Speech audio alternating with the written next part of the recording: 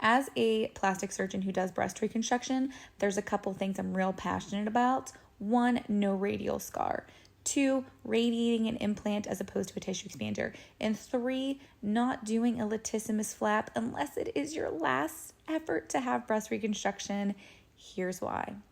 A latissimus flap is a muscle flap based on your back. It's that muscle that gives swimmers that nice V shape.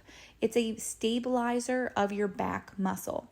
It stays attached to your body, can swing around under your armpit, and bring some nice healthy skin and fat. Why would we do this? Well, if you had really severe radiation changes to your breast skin, then once again, like we've talked about before, we need to bring in healthy skin and fat from somewhere else, and that's when we do free flaps like a deep flap, but a latissimus flap stays attached to your body, which is one of the reasons why I hate it.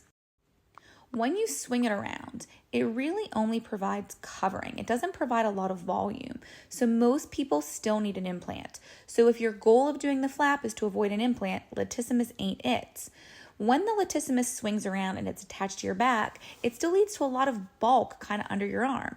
Patients hate that. The other thing that I will tell you that I see all the time in women who've had it 20, 30 years ago is that since it's still attached to your back, it's going to pull around. So initially, the latissimus is going to be nice and stable over your chest, but over time, it's going to contract back to its home. And when it contracts back to its home, it pulls the implant, it pulls the reconstruction, it pulls the nipple areola. It looks awful. We used to tell patients, and I distinctly remember hearing this as a resident, unless you were a professional golfer or swimmer, you won't even notice we take the muscle. Not true. There was a study published the last couple years that showed that it leads to subclinical scoliosis, which is a curvature of the back. And I will tell you anecdotally, I hear time and time again from women who have this reconstruction that they have decreased mobility on that arm. I recently met a 37-year-old in clinic who was told by her plastic surgeon that she should have a latissimus flap because she was not a candidate for a deep flap.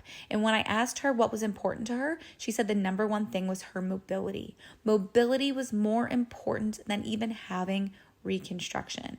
And this is why as a patient, you have to advocate for yourself. You have to tell your plastic surgeon what's important for you and to you when you're having your reconstruction.